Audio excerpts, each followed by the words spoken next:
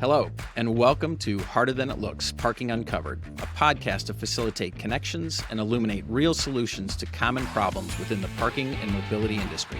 I'm Brian Wolf, President and CEO of Parker Technology, and I'll be your host as we speak with parking professionals from across the industry at all levels to uncover tips, tricks, and best practices to manage what we all know is harder than it looks.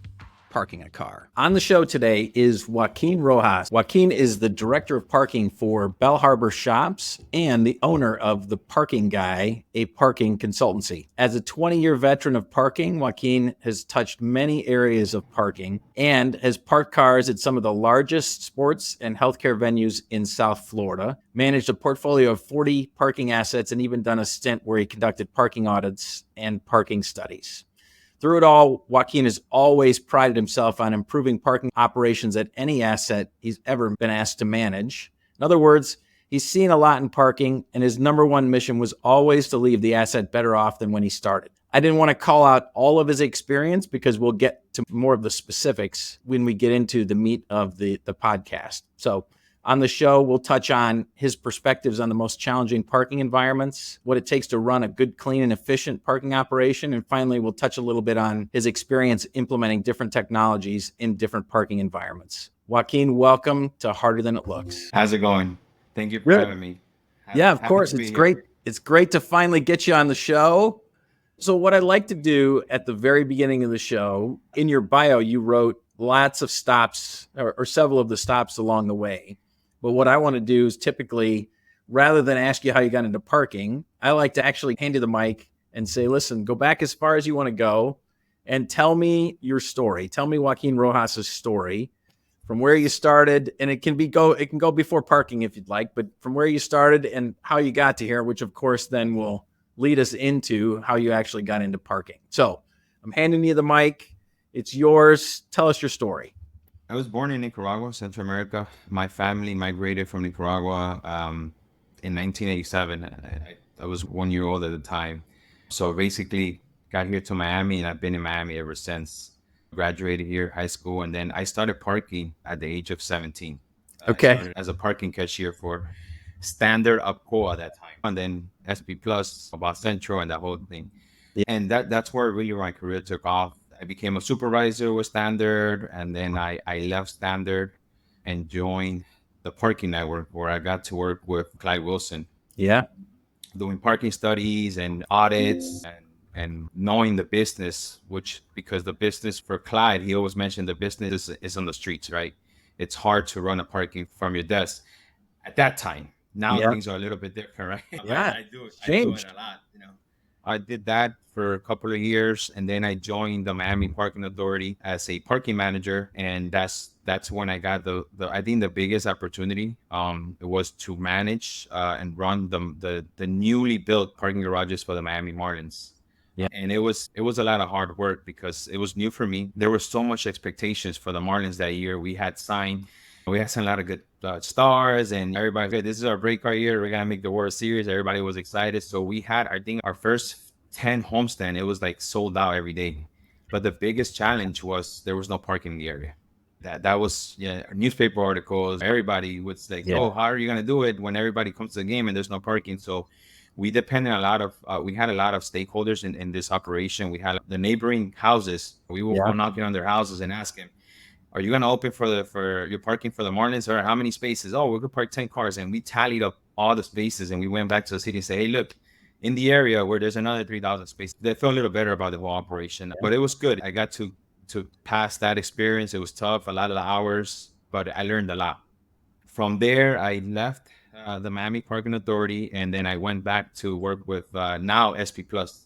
That was after the merger with Central Parking, and there I started as an events coordinator, and then I moved up the ranks to senior manager, then senior manager operations, and I got to work with Chester Escobar, who, that for me was a different part of my career, where now I went from being like this all operations guy to more of a business development and client relationship, and I learned a lot of that from Chester. He was a great mentor and continues to be a great mentor.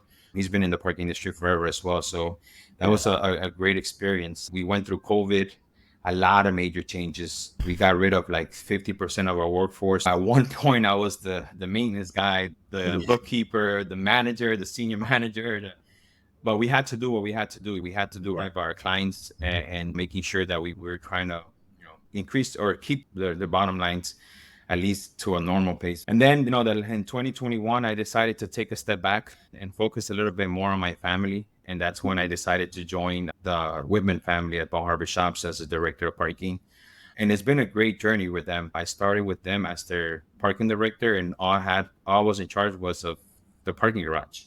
Right. Obviously, with my experience, they realized we could do much more than that. We transitioned the valet operations from having a subcontracted to Reef to bringing it in-house. And that was a major changing point for us because now we had full control of the whole entire parking operations. I implemented a lot of changes. One of the things I liked about joining Whitman Family Development was they really never had someone that had a lot of parking experience. The gentleman that was there before me, he's been there for 40 years. He really wasn't exposed to what parking really was. Yep. So I got like an empty canvas and I was able to do all the things that I wanted to do. And my boss, he was like, we're going to let you do your thing. And as long as it works, you keep doing it. So we made a lot of changes. Obviously, bringing Parker technology was one of the major changes. We were able to reduce our overall operations by almost $100,000 without affecting the customer service at perspective of that, because that was important to the ownership, right? Yeah. It's a high-end luxury retail mall. So for them, it was like, we don't want to lose a customer because we made him pay $2 of parking, right? Like I said, adding Parker technology was not only about time saving, it was also about customer service, and then having that interaction with the customers. A lot of people look at it as, oh, you have someone answering your phone calls, and it's more than that. For me, it's the level of customer service that they provide. This is years of training. Like it's hard to train someone and have them at that point right away. So for me, it was almost like I upgraded my entire parking staff. So that was a good move. And then the last thing that I was added to my responsibility was the loading dock. Right? It was something really didn't have to do with parking, but they're like, hey, there's wheels involved and they have to park. So it's on you. And I was like, you know what? Let's do it. It was fun. And in between that time, I did open up my consulting company, Parking Guy. And I continued to do the same thing, just work with asset owners and small parking companies, just helping them out on how to just manage and operate a more efficient parking operation, primarily through technology, but it also can mean, like for me, I'm a big thing about maintenance, right? When you come into the garage, it's like almost like when you go to a restaurant, right? Sometimes the food doesn't taste as good, but it looks really nice on pictures, and that's what gets you there, right? Yeah. So for us, it's important. Lighting is important. The painting and the stalls and signs have to be clear and clean and directive, and that's basically what my business focuses on. It's providing client that information that a lot of times they don't know. Even asset owners, they think parking is just put a parking machine, charge for parking, and just send me a report. So for a lot of them, it's eye-opening. And I'm here now doing the same thing after 20 years. Yeah, that's awesome. So, again, one of the really neat things is you have such a diverse background. You've done so many different things that I would imagine Bal Harbour in some ways was probably the perfect spot for you because, as you said, you had blank canvas, but you had people that didn't really appreciate parking and how hard it was. And so your ability to bring that expertise really shone through. So give us a sense for size and scale of the Bal Harbour operations. On a daily basis, we do about 2,500 transactions. Okay. Self-parking. And then the valet portion, we do about 400 cars a day. Wow. Doing it ourselves. We were parking about 250 cars. They were using parking tickets. We didn't really have any data. We didn't know what was our peak times. We didn't have a lot of information that's crucial to run an efficient operation. So the first thing I did was, let's put technology here. That's important. One, you want to get that data. Two, it helps reduce what we like to call in our business minority ownership. My friend Scott Gould would call those silent partners.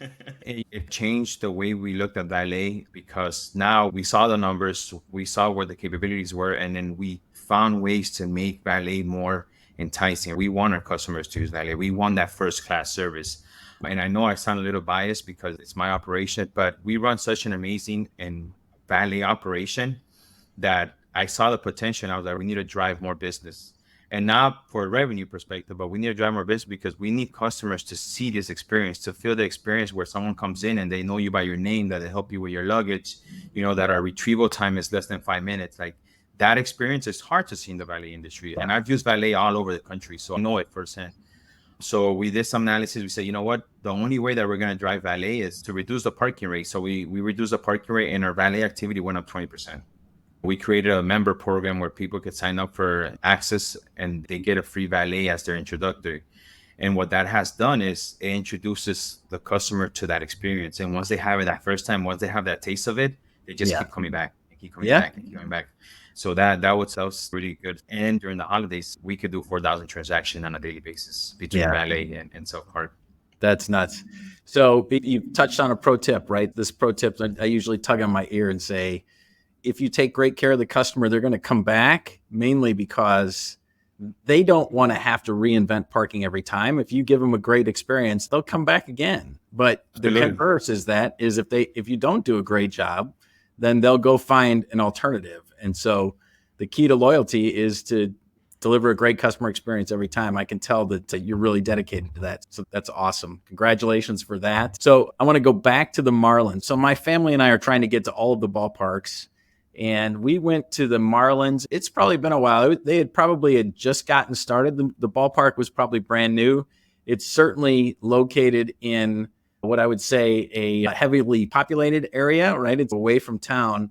And so I'm curious how that whole experience went from going door to door. I don't know if Ethan Glass at Accra, he cut his teeth as well on parking cars around the Coliseum at LA, the LA Coliseum. And that was how he ran his business, right? He convinced owners to allow him to park in their driveway and then found out that's a really tough way to do it. So give us a little perspective on what it took to convince those folks to park and what you had to do from hey, I'll pay you this. And then you got to make sure you sell the space and all of that. What did that look like? It was a little different from what Ethan did. He wanted to sell the parking on behalf of the residents. For us, we wanted to show the city that there was enough parking in the area, because what led to this was the Marlins was building a lot of public money.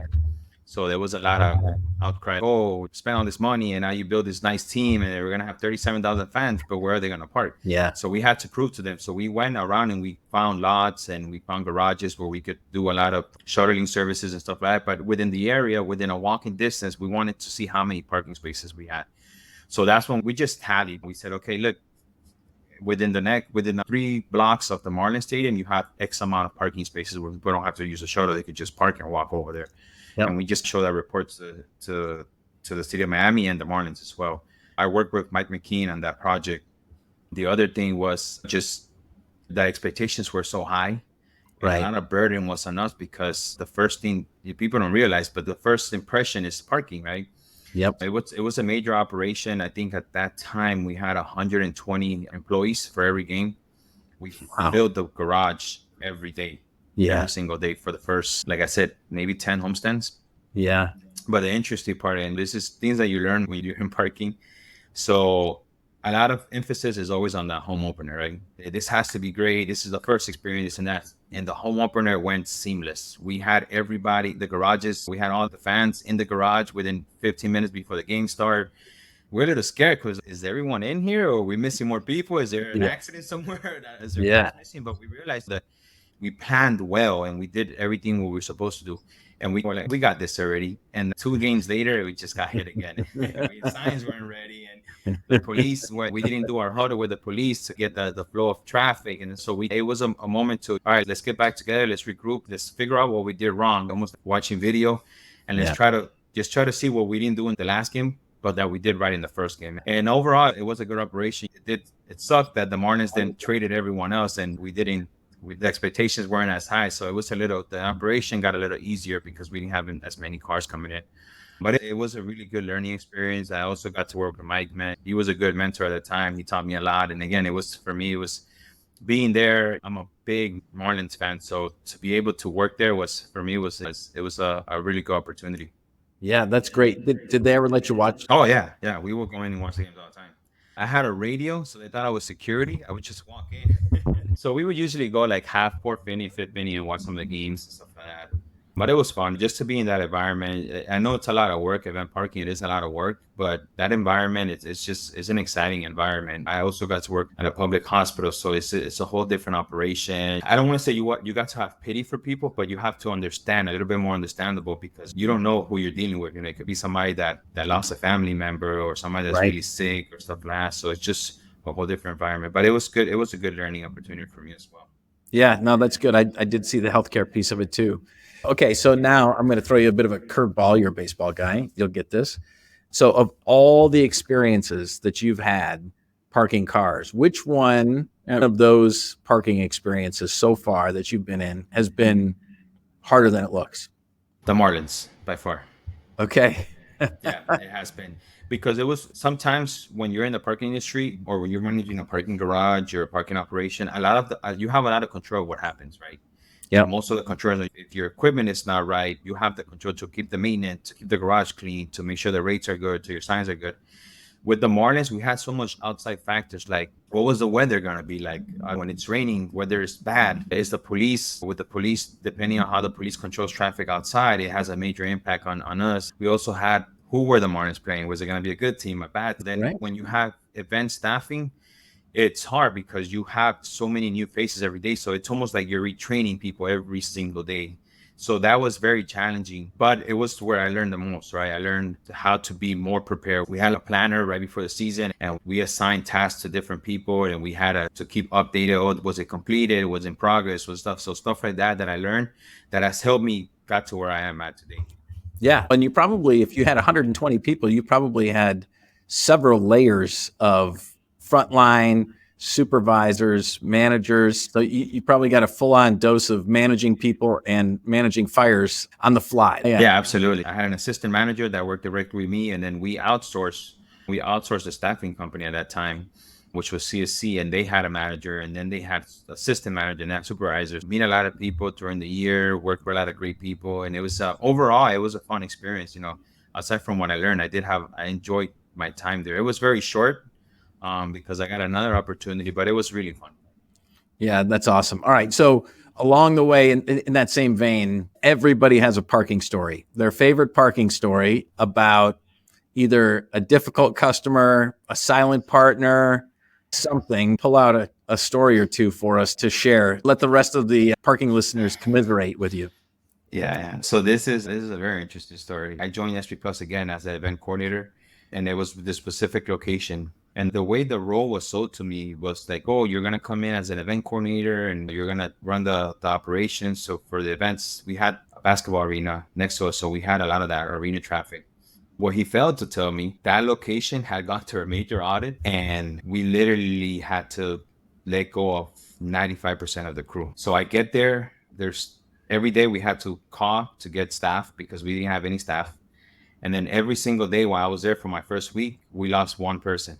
So we got an operation that I had to start from scratch, hiring people and retraining and looking at it. I didn't have the chance to, like, when we come in operation, you get some time and you look at it and you say, you know what, this guy doesn't work out. We're going to have to get rid of him, or they're doing this Sure. wrong, or maybe Yeah. it was like everything had to be done at one time. So it was interesting, but it was one of those moments in my parking career where I was like, this is unusual, right? You come Yeah. into this place, but it did provide an opportunity because again, it was almost like similar to Bal Harbour Shops. I had a clean canvas, right? I had to start all over, hire new people, retrain them, look at the operations, basically as if I were opening a new parking garage. Yeah. In essence, because all the experience was gone.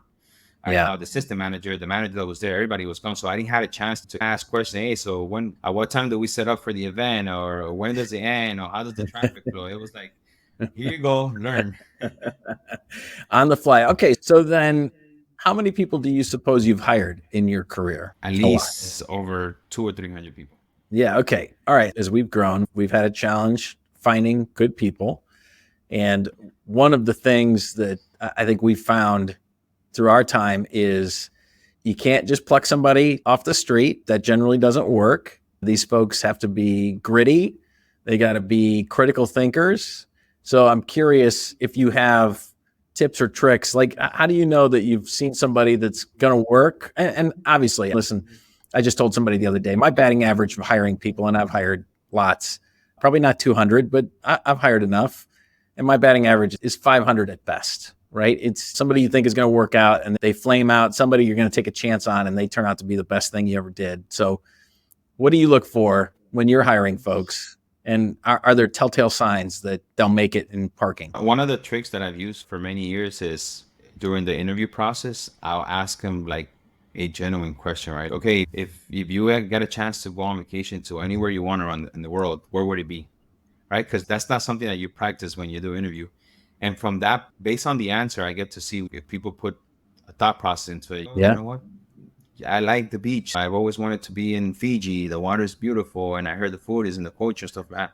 So you get that genuine answer. I've always been the manager that I like to know everybody I work with, right? Yeah. Even the person that cleans the bathroom, I build a relationship with them. So it's important to have people that are genuine, that you could trust, that you work with, that you enjoy working with too. Because sometimes when it makes the environment so tough, and just not for me, but for everyone else around you. Yep. And then we always ask them, we always tell them what parking is.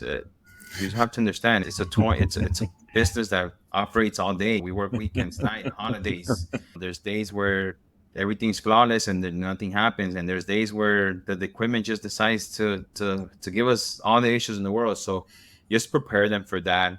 The most important thing is training, and in that stage is when you really get to know the person. Is he really gonna work out? Somebody that really wants the job, that really wants to look forward. And if they're young, I always tell them, look, I know you look at this as a job, but there's career opportunities in this industry. If you have to work hard for it, it wasn't easy. I started as a cashier, and this is where I'm at now, but I put a lot of work into it. So all those things.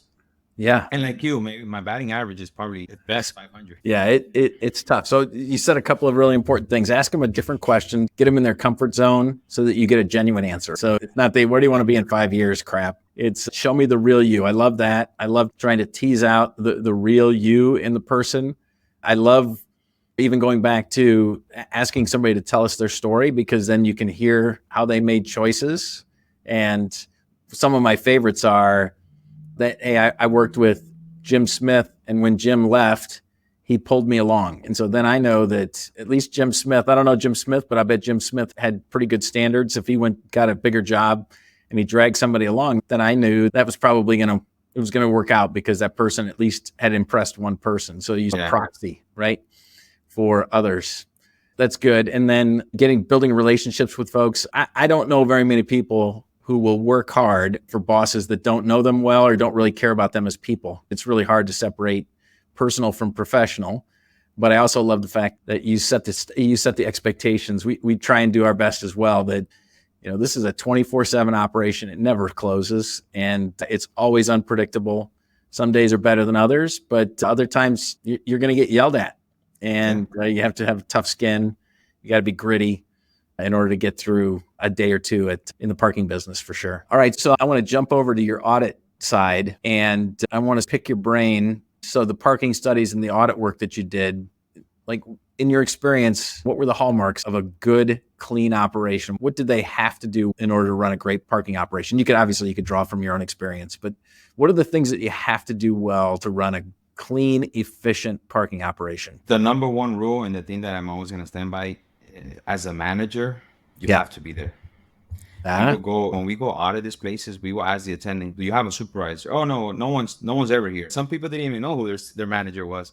So that's important, because when I get into operation, I try in the beginning, spend nights there, go on Saturday night, Sunday, get to know the operation. So when I ask these questions, which are rhetorical questions, because I know the answer to it, I get to see the person's honest with me, right? So that's important. And I think a lot of managers, they think that once they become manager, they glue themselves to that behind that desk. And it's shameful to watch, because there's so much happening out there. Even if you have an automated system, we've seen people, and a lot of the time it's not the manager's fault. In essence, he's not involved, but the fact that he wasn't there and he wasn't present, and the employees knew that, and they know that he's not going to be there, and they know that they're basically on their own, they misbehave. Yeah. So I think that's the most important part. You just have to know your operation. You just have to be there. And that's one thing I learned from Clyde. And if you're not on the streets, you're never going to know your operation. Yeah. And that has been true. Even now, with all this automation, right? When you got to know when your customers call you, like, hey, the gate didn't open or something like that, or where do we find the stairs? If you're there, you tell them, oh, you're gonna look for the elevator. Right across from the elevator, you see the stairwells that's gonna lead you to the front lobby. Like that type of information, it separates you from the average folks. Yeah. So that for me, it's the key thing. Be there, be present. Yeah. And you could tell when you go into an operation and you ask the manager and you start asking the question and he knows all the answers. Like, oh yeah, this is what we do, this is what we do. It's a clean operation. And you go to an operation, you start asking the manager, you say, I really don't know. Let me call my bookkeeper.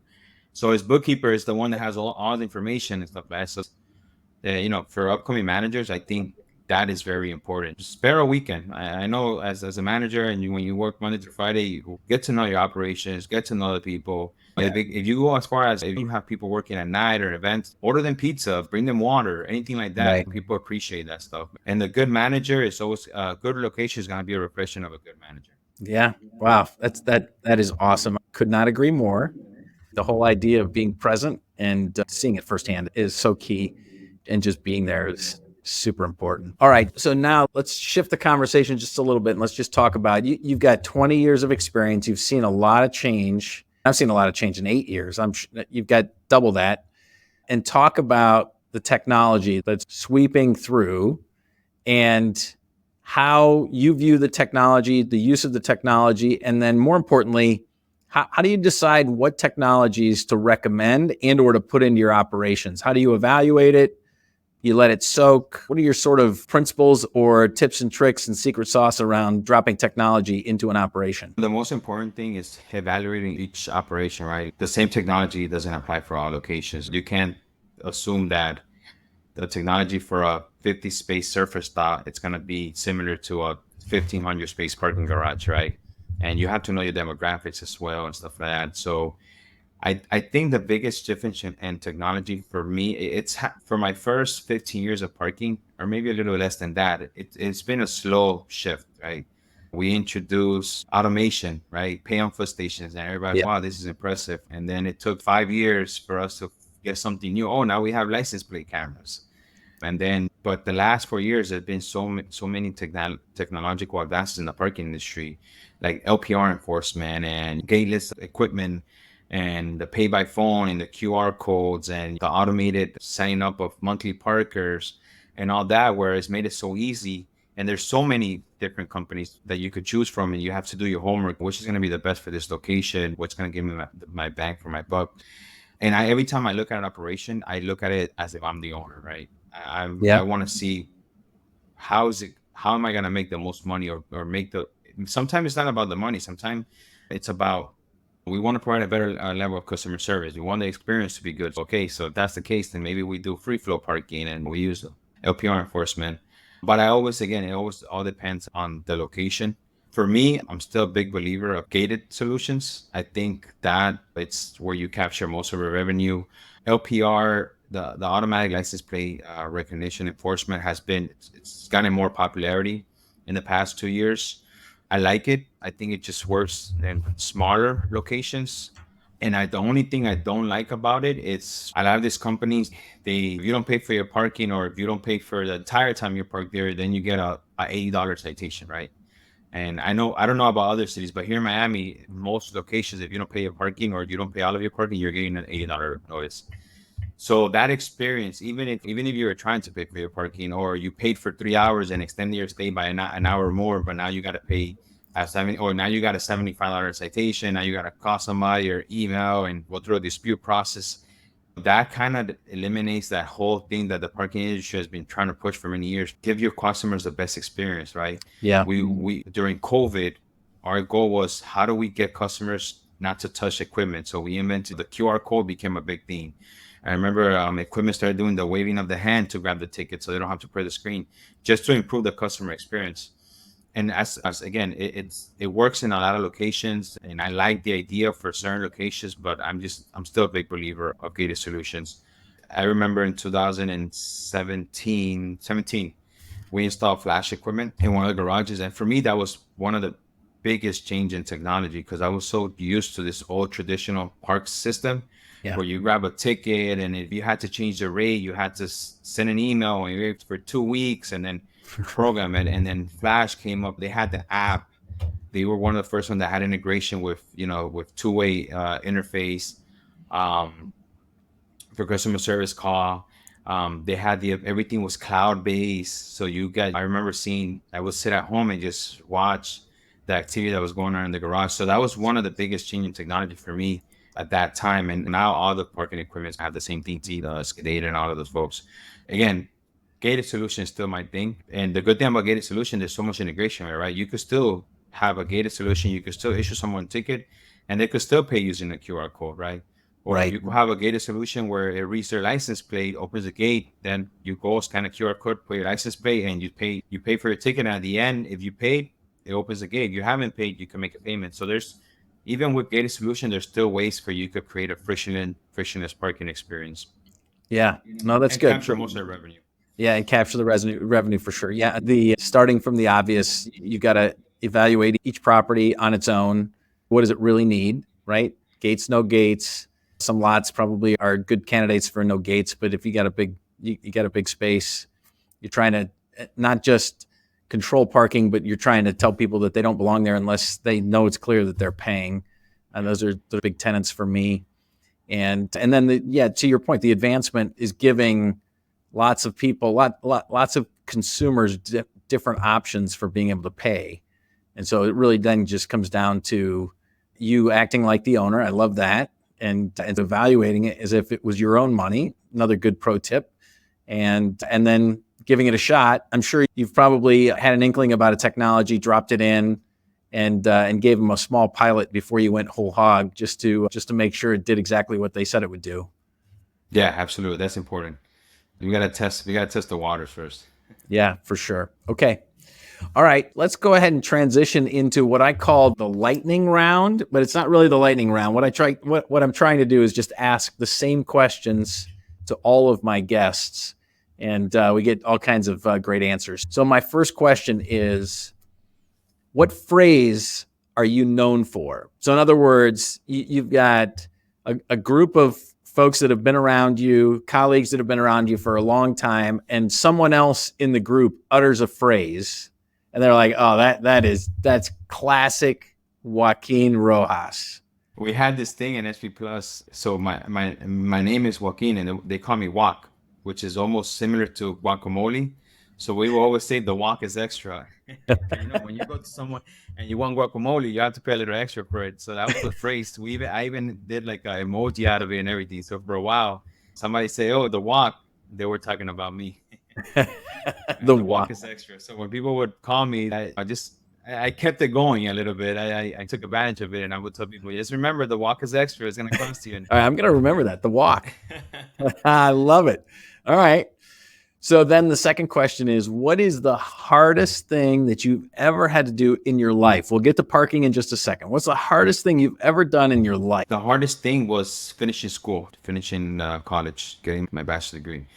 I did my first 2 years of college, and then I was doing well for myself in this industry. And then I decided to go to school like 8 years later. And at that time, I was already a senior manager. I had my first child. So it was tough because I worked from 6 to 6, went to school from 6 to 9, 10 o'clock sometime, and then came home sometimes to take care of to spend time with the family. And I wanted to get school done quick. So yeah. I took 5, 6, 7 classes for 2 years straight, nonstop. I didn't take a break. And that was probably like the hardest thing to do for me. Yeah. Because I was so out of it already. And then I was in college with a lot of these young folks, and they didn't understand me. And I wanted to get good grades. I wanted to be impressive. I wanted to have that relationship with my professors. It was difficult. It was a lot of hard work, a lot of time. And I still had to work. That was important. I had to provide for the families. So that definitely was the hardest thing for me to do. Yeah. Congratulations. That is hard. That I would imagine that's super hard. I've heard stories like that before. Okay. All right. That's a good one. All right. So what's the hardest part of your parking job? What's the hardest thing you do on a daily basis from a parking perspective? I just love what I do. The hardest thing for me to do is, and I haven't had much of these, when you get those months where you have to go back to your boss and say, "Hey man, we didn't make the numbers," or "This is down," or my budget, it's a little off. But it's hard to do because I believe so much in myself, and I almost feel like I failed someone, right? When you don't meet those budget, and I'm very adamant about parking. I know my information, I know my numbers, I know my operation. So it's hard for me to digest. Oh man, I didn't meet budget, or I was wrong. Yeah. Other than that, I enjoy what I do on a daily basis. I love dealing with people. I love working. I love my employees, my colleagues. I built a lot of relationship with a lot of good people in this industry over the past 20 years. An example, my best man at my wedding, he was, my boss at one point, and we just built that relationship. And everyone, I try to build a relationship with everyone because I know it's important. It's just a fun industry. Yeah. Hard to explain, but fun. Yep. You are exactly right. Those people that are not in parking do not understand parking. And they certainly don't understand the relationships and how tight the community is. I can see that you love your job. They say find your passion and you won't work a day in your life. It sounds like you found your calling. So that's awesome. Yeah. Congratulations. Thank you. All right, so the next question is, if you could wave a magic wand and fix one thing in parking, what would it be? Tailgating. Okay. And I know they've had the dual gates and stuff like that, but I think that's one thing it's hard to figure out. It's hard to stop people from tailgating. If I had a magic wand, that would be it. You would be a millionaire if you could figure out how to stop tailgating. So that is a unique, original answer. I haven't gotten that answer before, so that's really good. So we'll go to work together on trying to fix tailgating. We'll make a faster gate or something. But of course, then faster gates come down on cars, and you end up in Allstate commercials and all of that. Let's not do that. When they have in the car rental the place, the spikes. Have you seen them? The spikes, but then if you're running a busy operation, the time it takes, you'll have a line backed up to the 5th level of your parking garage. Yeah, and we know that we're trying to avoid lines at all costs for sure. Okay, so then when you're not parking cars, what do you do for fun? Spend time with my family. Okay. We have a big family, and I just enjoy spending time with them. Yeah. Whatever it is. Yeah. So you golf. I know you play golf. I do enjoy golf. My wife is from Uruguay, and they love to barbecue. And barbecue happens to be my favorite food. So anytime I get a chance to be at a barbecue with the family, it's always good times. It's always good times when I get together. And my brothers, all of my brothers are in parking industry. Sometimes we get to talk and we get to bounce back stories of how their experience, stuff like that. So it's fun. Yeah. Okay. So how many brothers do you have, and how big is the family, like in close proximity there to you in South Florida? So in total, I have 11 siblings. But from my mother and my dad's side, there's 4 of us. One of them is a tech for Flash. The other one works for Paid Mobility. If he hears this podcast, he's going to be upset at me. Isaiah's podcast just went live, I think yesterday or today. So he got his due. He'll be fine. And then my other brother, he actually helps me out with the consulting, and he does a lot of my van stuff. Nice. But overall, immediate family between aunts and cousins, and that we get together a lot. We see each other. It's not that distant cousin that you don't see every 5 years. Yeah. It's about 30 of us, 32. And now with my wife's family, I extended to another 40, another 10, 15 people. So 40 to 45 people. Yeah. Big barbecues. Oh, yes. Yeah. That's awesome. All right. Last question for you is, what are you most proud of?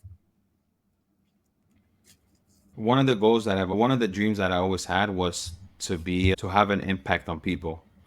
And I look at a lot of the people that have worked for me or that are work for me now, and I've been able to provide them an opportunity to get to where they're at in their career, whether it's, I've met people that were cashiers and are property managers, or somebody that worked with me and then now they're business owners and stuff like that. So being able to help others is what I'm most proud of. When I could see somebody like, oh man, you remember when I started, you were just a cashier or a valet runner, and look where you are now. Yeah. And so that makes me proud. And I've been that guy to help people. I got that from my mother. Anytime she could help someone, I know she'll do it, even if it means giving up everything. So for me, that's what I'm proud of. Whether it's an immediate family member or just friends or anything. Yeah. That's what a great answer. So with other guests, I've talked about the coaches. You got the coaches trees. You got Belichick, and he's got all his coaches in the NFL. So it sounds like the WAC coaching tree, career tree is large and flourishing. Good. Congratulations. That's awesome. Thank you. Appreciate that. All right. Listen, I want to say thank you for taking the time and coming on the show. I've learned a lot. So first that you're from Nicaragua. I did not know that. I figured you were South Florida native. You are, right? Yeah. But not really, right? That's a big deal. And you love to barbecue. We'll try and have to work that into a golf game or something sometime soon. And I can see the passion for parking exudes your pores, which is super awesome. I do appreciate that in you because you are a quintessential parking professional, which is exactly the type of person that we're trying to talk to on Harder Than It Looks. So thank you for your time. I appreciate it.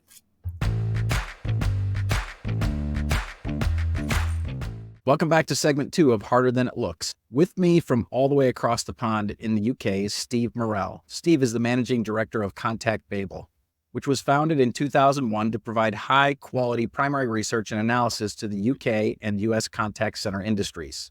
He has written hundreds of research papers, and his opinion on contact centers has been featured on the BBC, ITV, Sky, The Guardian, Forbes.com, and the Financial Times. Quite an impressive list.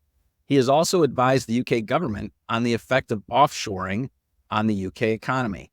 All great stuff. Steve, welcome to the show, and thank you for taking the time to join us. Thank you for inviting me. This is great. I have to tell the story of how we found you. Our producer, Courtney Cooper, was looking on LinkedIn, or I think she came across one of your research articles, and then she found you on LinkedIn and reached out, and you were gracious enough to join us.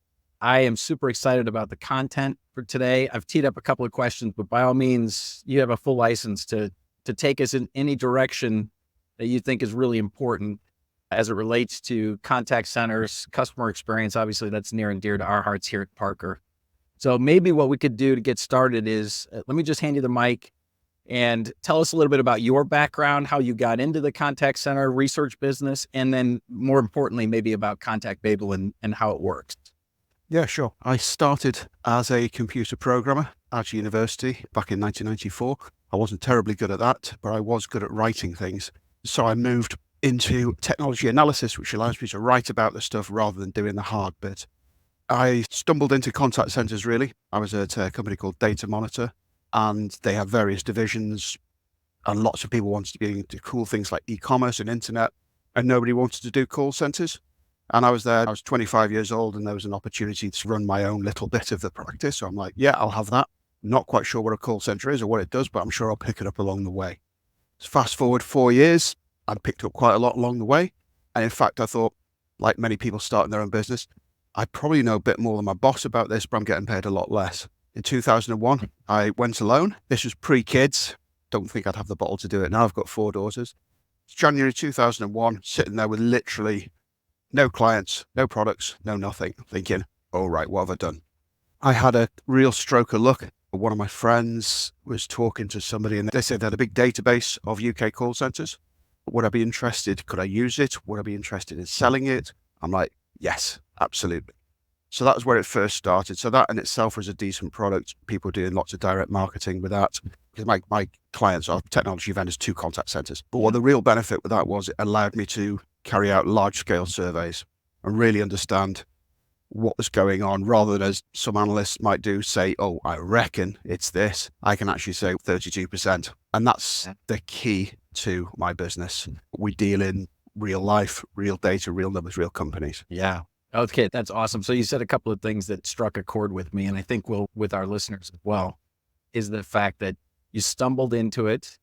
And nobody, it's been my experience, including me, nobody wakes up or is born and goes to college and thinks they're going to be in parking. We all stumble into parking. And then the second thing that I thought that really resonated with me is we all know that parking is hard, and only those that can handle the hard stuff stay in it. And back to your point about nobody really wanted to do contact centers because call centers are really hard. Those are hard businesses to run, hard businesses to be in. And so it tells me all that I need to know about you, that you grabbed the horns. Obviously, as a 25-year-old, you're looking to make your mark, which is, of course, good. But you're like, okay, I'll take a crack at contact centers and see how I do it. And then obviously you pulled on a couple of threads, and here we are. That's awesome. So I appreciate that story very much. All right. So obviously at Parker, we talk a lot about customer experience. I've been at the helm of Parker, which was my first foray into parking about 8.5 years. And what we do is all about customer experience. And it feels the trend and people are starting to pay attention to customer experience. I'm curious why you think that is. So why is customer experience so much more important today than it was, say, even in 2001 when you started ContactBabel? I think probably a lot of it boils down to customer loyalty and the fact that it is so easy now for most industries for people to have a couple of clicks on the internet, spend 2 or 3 minutes finding a different supplier. You've got various price comparison sites and things like that, especially for more like generic products. So I don't think there's the same feeling of loyalty amongst customers that there used to be. The fact is you have to try harder to keep your customers for longer. I think it pretty much boils down to that. Most things it boils down to the internet. Customers simply realize they have more choice now, so you have to try hard to keep. Yeah. Okay. So we talk a lot about also referential customer experience now too. Certainly I've let my parking customers or our listeners off the hook. We don't expect them to deliver exactly a Disney experience, but there is this sort of, once I've had a Disney or a Ritz-Carlton experience, then they set the bar for the standard. I wonder if you have thoughts on that as well, or if you're seeing that sort of transcend the C-suite of all these contact centers as well. Yes, I'd say that's definitely a fair point. There's also the same thing about bad experiences gets told 10 times as many people as a good experience. It's a high risk to provide people with a bad experience. I think it's interesting over time that we've seen what customers believe to be a good experience to actually change. In the olden days, it used to be about, oh, they've picked up my call. It didn't get dropped halfway through. You remember that? The call centers used to be really patchy and you never knew whether or not you'd be able to finish the call. Nowadays, that very rarely happens. So I think customer expectations have certainly risen. But to be honest with you, when we look at, we've been tracking stuff since 2001, some of the things that they really appreciate have actually gone the opposite way. So there are 2 key drivers for customer experience that we found with our surveys. First of all is first contact resolution, get it done first time. And the second thing is don't keep me waiting. People don't seem to mind that much about how long it takes. They're happy to do a 10-minute call if that's what it takes. But 10-minute wait just seems interminable to people. And we've actually seen that figure that increasing. It increased during the pandemic, as you would expect. But it's plateaued. In the US, it's coming down a little bit, but nowhere near historic levels. In the UK, it's still going up. So that's a thing that a contact center of any description needs to handle. And for a particular parking contact center, when you're trying to get through to somebody and you're stressed and you're emotional and things like that, that's your number one. Yeah. Okay. So it's super interesting. Of course, in parking, one of the things that's really helpful to us is when you're stuck behind a gate, the pressure builds and time is of the essence, right? There's no question about that. I am thinking about some of the prospects that we're talking to and what you just said really resonate. One of the reasons that we're talking to them is because they've had experiences where their customers are having to wait a long time to get even somebody on the phone. The interesting thing that you said that I thought was really important or interesting is they don't care how long it takes as long as you pick it up fast. I can certainly relate to that as well as a consumer. I just had to call a credit card company yesterday and I had to wait 10 minutes and it was quite irritating. We did some pretty cool customer research. It was a while ago now, about 10 years ago, but because one of our clients wanted to know why people were happy to wait for a long time in a queue in a shop, but they weren't happy to do so on the phone. And a lot of that boils down to the fact that they didn't know how long they were waiting. They didn't feel in control. If you're in a shop or a store and you see a big queue, you think, do I really want this? Am I prepared to wait for an estimated 5-10 minutes, whatever? Yep, so far so easy. But the really interesting thing I found from that was one of the questions we asked was, we said, estimate how long you normally wait in a queue to speak to a call center. People said 13.5 minutes. That's an average. And nobody actually said that, but round about up, that's the average. We got 13.5 minutes. Now, the reality at the time for the contact center industry in the UK was 30 seconds. So people were feeling they were waiting 27 times longer than they actually were. It's like time in a dentist chair. Yeah. So it's about perception as well. You might think you're doing okay picking up after 2 minutes, but your customer probably doesn't. They've got the different experience of how long they think they're waiting compared to how long they actually do. And that's going to impact their customer experience rightly or wrongly. That is fascinating. Okay. So when you share that information with your customer, what's their general reaction? Are they skeptical, or are they crestfallen because they've been trying to get queue times down, or what's a typical reaction? Yeah, to be honest with you, when I throw that in front of people, they shrug and say, what can I do about it? 30 seconds is good. So if you can do that, then the customer experience becomes what you do on the call. That's where it becomes about first contact resolution. So I think at 30-second queue time average, you've done your bit. If the customer's going to be funny, that's their business. Obviously, if you can get it down closer than that, if you pick it up first or second ring, the customer has a really positive mindset already. But then you need to deliver on it. So you got the queue time, then you got the first contact resolution. The last thing you do is, can't really deal with that, or deal with it half-heartedly. Thing is, first contact resolution is not just about what happens in the contact center. It's about then making sure that you kick off the right processes that need to happen to actually deliver what you said you would in the first place. So a lot of the callbacks that come through, and we've done analysis on those, a lot of the callbacks that come through are actually about failures downstream elsewhere in the organization rather than about the contact center. But of course, it's the contact center that gets it in the neck. So I was reading one of your research papers. I think it was the one that Courtney probably originally read.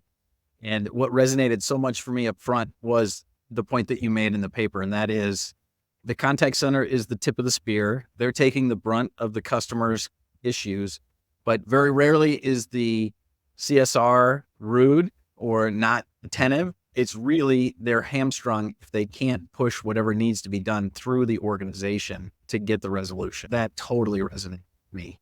And so I definitely appreciate that piece of it. This is part of the problem we have. Some people got problems with offshore agents. So it's offshore service agents. So you're calling them rather than them interrupting you during your dinner. And some of the issues around that are the fact that the people working offshore don't necessarily have access to the same databases, systems, processes, power that the people working onshore, the second line, will do.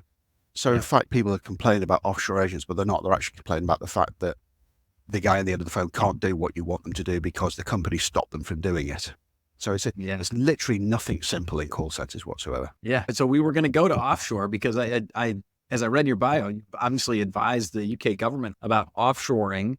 I'm curious if that trend is continuing or if it's reversing, or what's happening with, obviously the UK is trying to protect jobs, I'm guessing. And, but at the same time, the companies are trying to drive costs down. And so tell me about that tension. Yeah, really, when I did that piece of work, it was in 2004, and there was a lot of panic amongst the guys in government.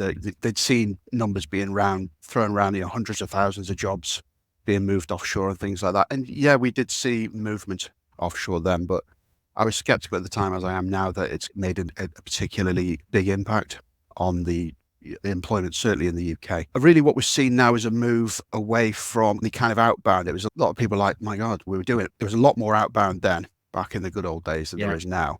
A lot more outbound sales. And it just wasn't cost effective to do it onshore. So they shipped that offshore, and then people associated the offshore agent with being interrupted.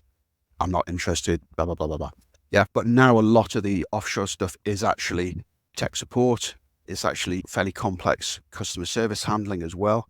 Although those numbers that were bandied around they didn't materialize, the work there is far more skilled than anybody actually expected at the time. It's not just a matter of, these guys are really cheap, let's throw it out there. In best cases, they actually do a good job. Let's turn our attention to the use of technology in the contact centers now. So obviously the whole ChatGPT, large language models, all of the AI work that's being done. I read your piece about sentiment analysis. We have absolutely dabbled with trying to figure out how to do sentiment analysis as well, because I think it's super helpful just for our agents to understand what's going on and then to understand themselves. So give me your perspective now, 23 years on, and with the explosion of AI being everywhere, where do you think we are? I'd say that AI covers an awful lot of bases, and there's an awful lot of stuff that's branded as AI that isn't actually, and it has been around for a while. Is it self-learning? Does it improve itself? That's truly AI. What we're seeing at the moment, by far the major implementation for AI is chatbots. But if you dig a bit deeper into the chatbots, a lot of them are still rules-based. They're not really using any sort of intelligence. They're still kind of case-based stuff. You go down a particular path, and then it runs out of path and says, I'll just pass you to a live agent. So we're not really seeing a massive amount of AI being used in the industry as a whole, true AI. However, I would say that I am very enthusiastic indeed about agent assistance for AI. In particular, the benefits that it can have for cutting call durations, because this is something that's really ballooned. And you've got long calls, which in themselves, as I mentioned, aren't a problem for customers, particularly as long as they get the job done. They don't seem to be that much of a problem for the operation either. Back when I started, call duration was like the big thing that people measured and got measured on. And that's fallen down the kind of rankings year after year. So it's just a bit of a shrug. It's as long as we deal with the problem, it's fine. Customer relationship building, all that stuff. Yeah, great. But your long calls mean that your agent isn't then going and handling somebody else, which means your queue times are going up, which means your customer experience is going down. So everything is late. The trick is to get your call durations down without sacrificing quality. And there's a lot of time in calls, agents searching around for various things on the desktop, get AI to pull it, listen to the conversation, pull out the relevant stuff. Post-call work, that counts for about 17% of a kind of an agent's time. If you've got the AI listening in, auto-summarizing the conversation, writing notes at the end of it, and maybe even sending it out to the customer would be a nice touch. And then the next agent that comes along, they don't have to wade through a load of stuff that might be irrelevant or missing. They've got all the details there. So those are just two ways briefly that I think AI can make a genuinely transformative difference to the contact center. But you'll notice I haven't said there anything about AI replacing agents. It's simply about augmenting them. And that's something I feel particularly strongly about. Yeah, I think that resonates with us for sure. The idea of helping put better information at the fingertips of the CSR so that they can handle the call more quickly absolutely is first strike for us. And then your comment about rules-based versus the machine learning is also resonates with us, because I'm sure every industry is unique. They have unique twists and turns, and in the end, nothing will beat, at least for now. And I'm sure large language models will get better. The machines will get smarter, but what are the boundaries of questions that I'm going to get asked? One of my favorite examples is we hooked up ChatGPT to our platform, and our developer was just playing with it. And he made a comment to the machine and said, "My credit card's not working," which is a classic statement that somebody would say in a garage. And of course, the machine came right back with, "There are all kinds of other credit cards at different percentage rates and different loyalty programs." You're like, okay, that's not exactly what I meant by my credit card didn't work, right? So perfect example of how being bound, having some rules to give it a ring fence is super important. So that's good. All right. Okay, so a couple more things on technology before we jump over to a couple of more interesting things that you shared with us. What haven't I asked you about the state of contact centers and sentiment and technology do you think are important to share with those of us that think it's really important? Yeah, I'll pick up your kind of thing about sentiment detection. Personally, I think that an experienced agent or even an experienced human being doesn't necessarily need somebody to tell them when somebody's angry or stressed. I think sentiment analysis really can benefit through very large scale analysis of call recordings. So you see the types of business issue that are causing emotion and stress within your customers, and then go away and actually try to fix those processes. So that's what I would say that's particularly useful. I'm a little concerned that people might think we've got this cool AI coming in, it can do everything, and you're going to get the poor agent's going to be sitting there trying to concentrate on the conversation with things pinging in their face. So I think in some cases less is more. And also you don't have to rush at this stuff, because it's not as if everything else is perfect. Now there's plenty to be getting on with. Keep a watching brief.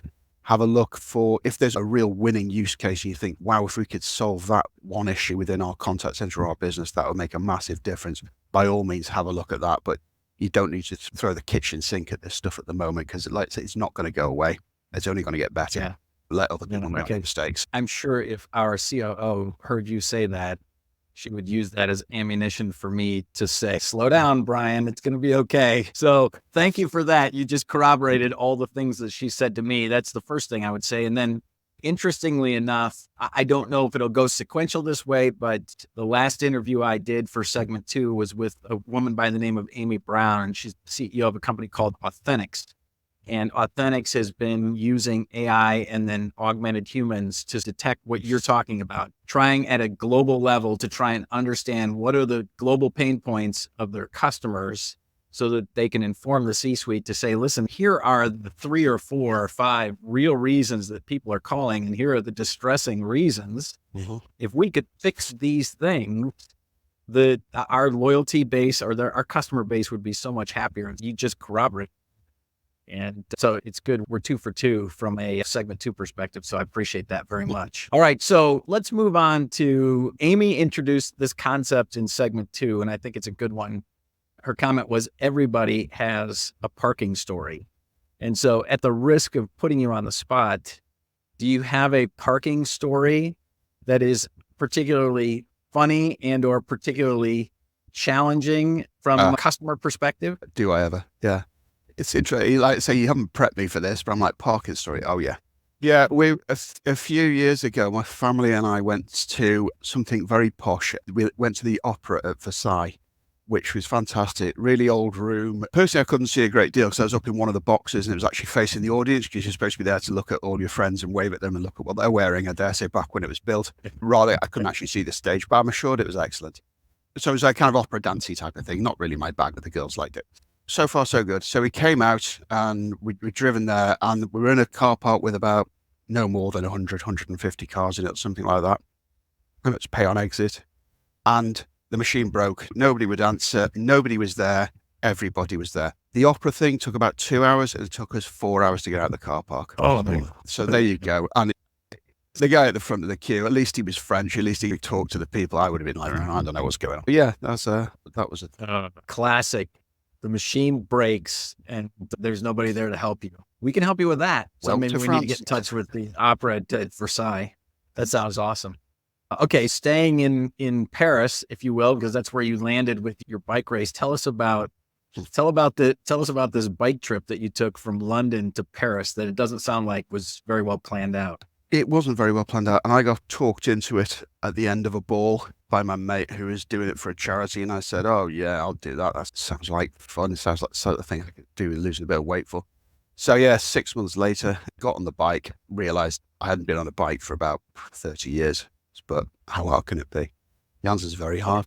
It's only like 250 miles over 3 days. And once you're in northern France, it's flat, and that's fine. But between London and the south coast, where you have to get the ferry over to France, it is actually pretty hilly, especially for somebody who could not be described as an athlete or a cyclist.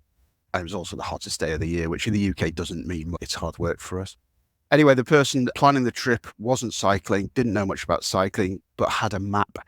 So they basically drew a line south from London to where we were getting the ferry. So I was like, yeah, fair enough. And me and my mate were at the back of the group. We got split up. The peloton had all belted off. But, slow and steady wins the race. We'll get there. So we just followed the map, and mostly it was fine. And then we got to a thing where it said, just continue up this track. I'm like, okay. And it just got steeper and steeper and rockier. And eventually it was about a 1 in 3. I'm like, this is what the map says. So I'd do that. So it's getting dark. We've still got 10 miles to go. We're carrying our bikes by this stage and virtually crawling up this hill. Came down there. There's no path. The path just ran out on top of the hill. I call it a mountain. It felt like a mountain, but it was quite steep. And then then we had to find our way down virtually in the dark, climbed over a fence into somebody's farmyard, just hope they didn't shoot us, and eventually found the road. And everybody, all the other proper cyclists, taking one look at the map, taking one look at the hill and thought, do you know what, we'll just go around the road that goes around the side of the hill. And they were there like 2 or 3 hours before us. So that's fine. Something to learn from that is, number one, don't trust anybody else. And number two, the quickest way isn't necessarily the shortest way. Thank you for sharing that story. That's very funny. My family knows me as for saying the shortest distance between 2 points, or the longest distance between 2 points, is a shortcut for sure. That's great. Okay. And then, so maybe the last thing you said is harder than it looks for you is, so in 2001, ContactBabel took right off and you were like, okay, this is easy.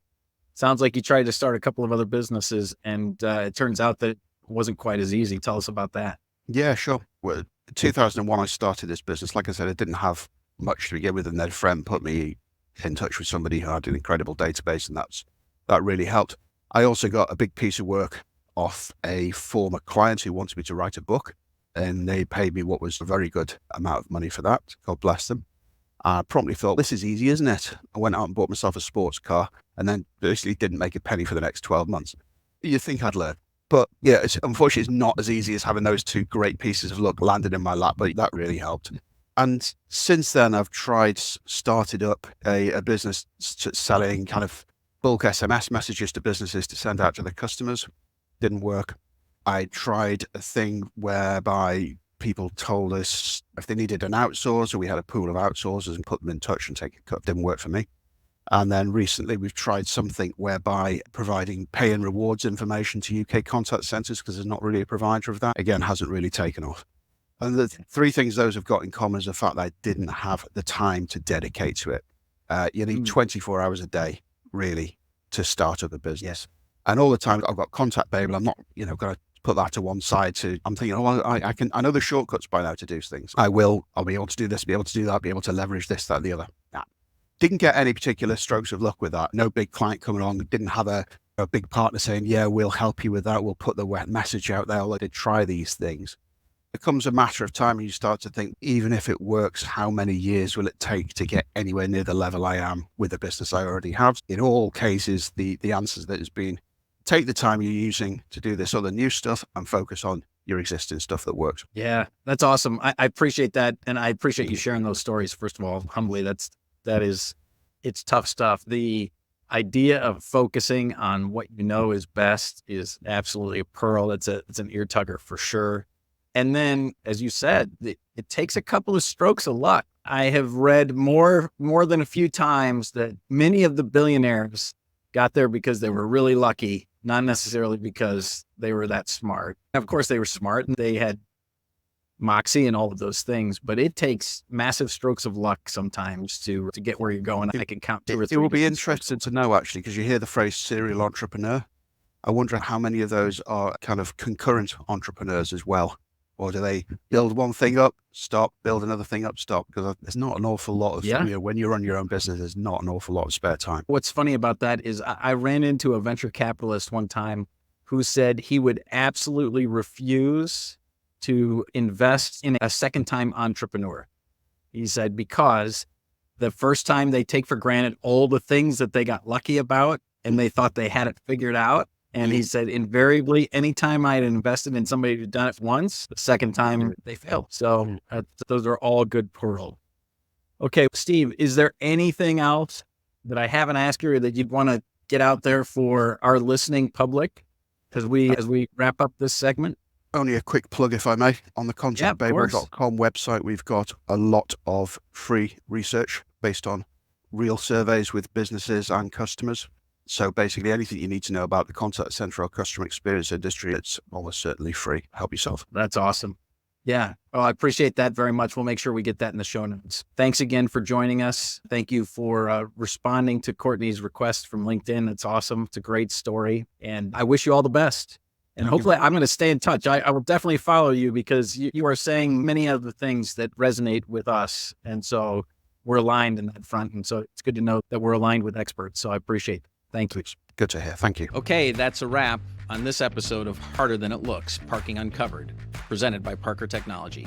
Please leave us a review if you liked what you heard. Make sure you tune in next month as we continue to uncover tips, tricks, and best practices to manage what we all know is harder than it looks, parking a car. Bye for now.